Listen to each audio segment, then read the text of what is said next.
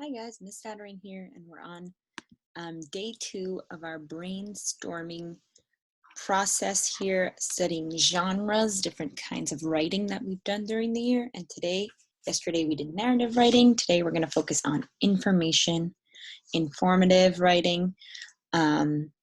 And this is, I want you to think back to your how-to books that you created this year, those books you wrote about with all those science words in them when you were teaching us about something you were good at. This is information writing, and that's what we're going to focus on today when we talk about planning for an information book and when we talk about the writing process. So let's actually take a look back at the writing process so we know what step we're in. Okay, so we're still talking about this brainstorming piece.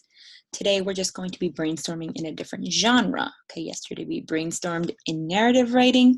Today, we're going to brainstorm in information writing. And brainstorming, as we remember, is coming up with our ideas, studying exemplars, things like that.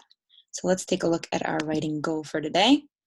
Remember, we're still in brainstorming. I can brainstorm, and we have 2 goals. They're the same as yesterday's, actually. We're just going to use these goals when we talk about information writing. So I can study a student exemplar to notice the structure of a genre.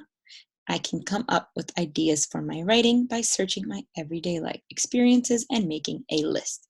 So to study the genre, we do need an exemplar, and I have an exemplar today about written by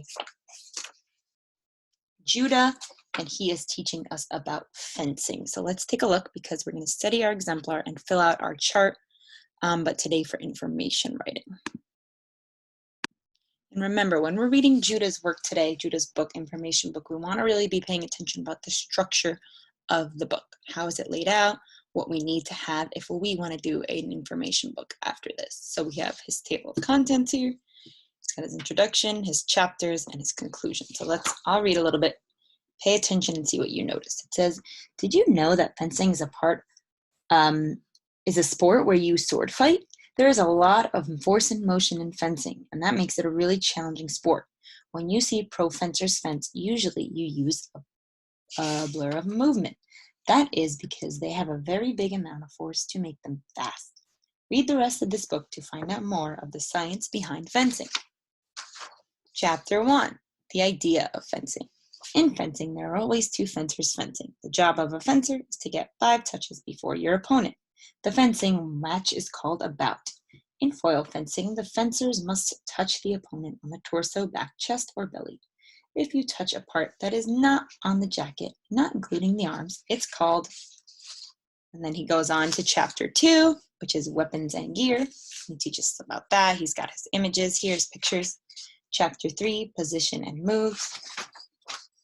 And that goes on for a little while. You know, he's written a lot. He's got a bunch of pages. Chapter 4 is his conclusion. I'll read that to you. So now you have read all about the science behind fencing. You are now about to push force of an advance and the pull of retreat. You learned about the push force of lunge and extend and all about the gear and weapons. Now that fencers are like scientists too. They use to help them win. Or fencers are like scientists too. They use science to help them win. I think that's what he meant to say there. So this is Judah's work, right? He was very detailed. He taught us a lot about fencing. And we're going to take a look now at how we know this is an information book and the structure that Judah laid out for us, because we do want to make sure if we're writing an information book, we have all the things that we need. So friends, let's go back to that chart we started yesterday.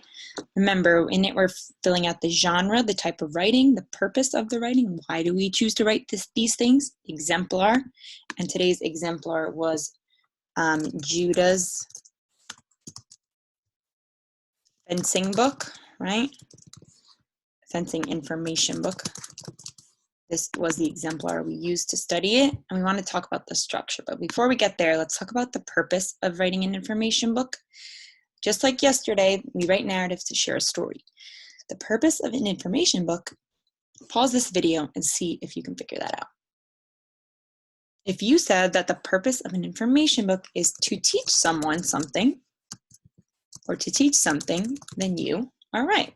We teach people by writing about things, okay? We want to teach them. Judah's book is going to teach you about how to fence. If you write a how-to book, it teaches you how to do something, right? And now looking at the structure of Judah's book, pause to take a moment to think about how he laid this out. What was in his book that made it an information book? Pause this video and think. Let's start from the beginning. Well, we know Judah had an introduction, right? And it did have a hook, right? Just like yesterday, I think Judah's introduction started with, did you know that fencing is a sport where you sword fight? So he has an introduction that hooks you also. So that's kind of the same as yesterday. We also know that he has many chapters, right? And they're detailed chapters. So we can have chapters, many chapters, let's put that, many detailed chapters, right? While yesterday had a beginning, middle, end, now we have different chapters or sections we can put even.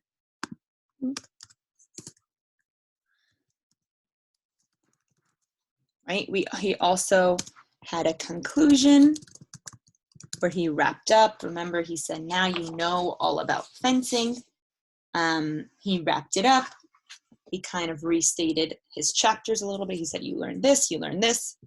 And he also, one more thing that he had, which I want to show you here, is he had a lot of diagrams, right? He had labels, he had text features, we call those. Remember, going back, captions, diagrams, labels, all those things to make our information books easier to read and teach you more things, right? Because we know that information books teach us. We want to make sure they have every single thing that we can put in there so that it teaches us. So I'm going to put text features, we call those.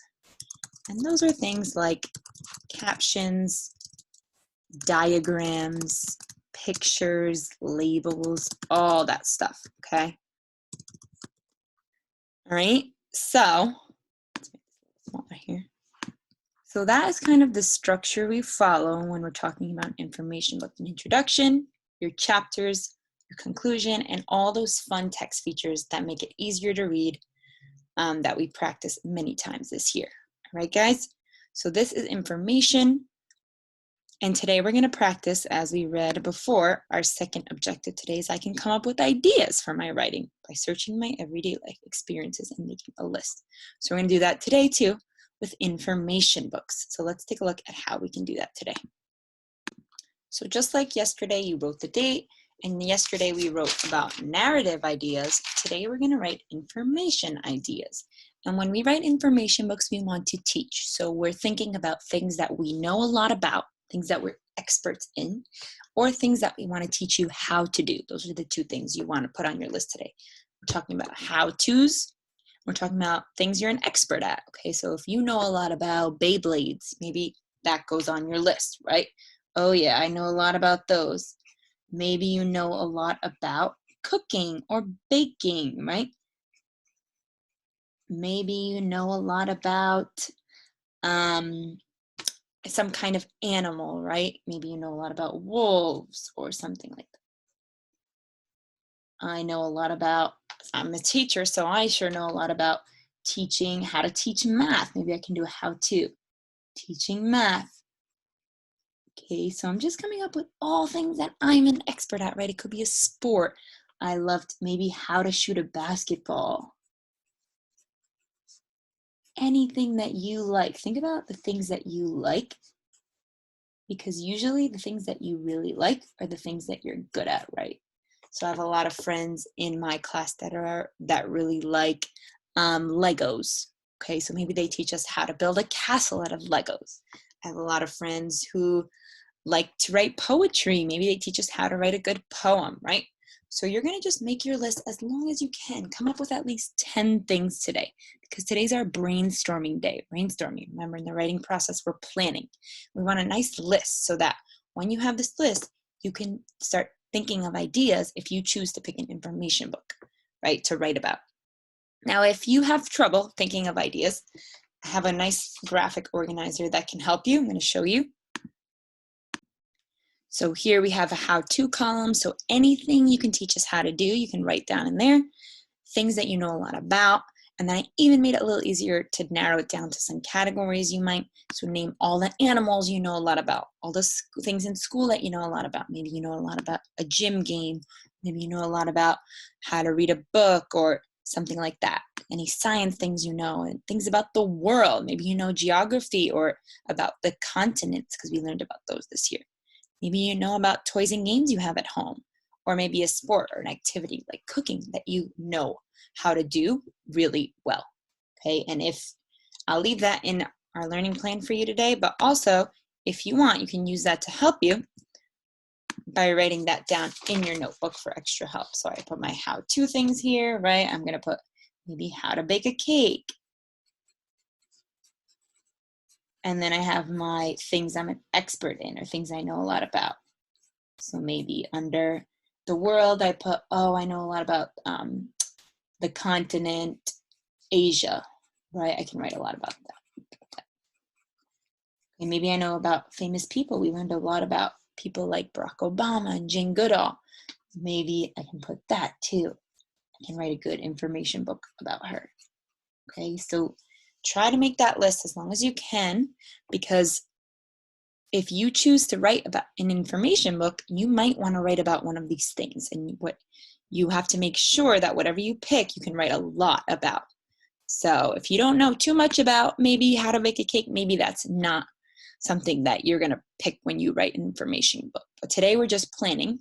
So make that list as good as you can. Come up with those ideas.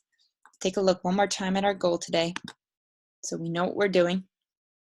Remember, we're still brainstorming here. And in that brainstorming process, we studied an exemplar to notice how it's laid out, the structure. And then we found a way to come up with ideas for your writing by searching your everyday life, things you know, things you're good at, and make that list, right? That is your task for today. Make that list. Good luck, writers, friends who are looking forward to writing information books. I am so excited you're getting pumped about coming up with these lists by brainstorming.